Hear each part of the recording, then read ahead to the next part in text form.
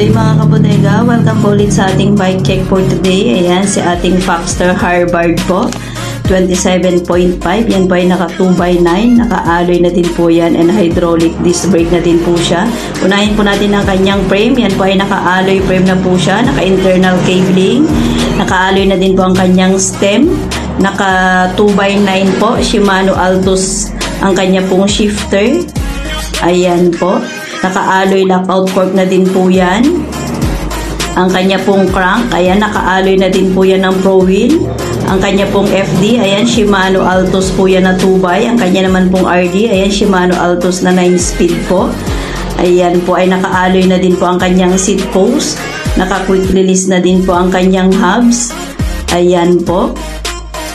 Ang tire po niya ni ating Foxster po is 27.5 by 2.25 po. Moser tire naman po yan.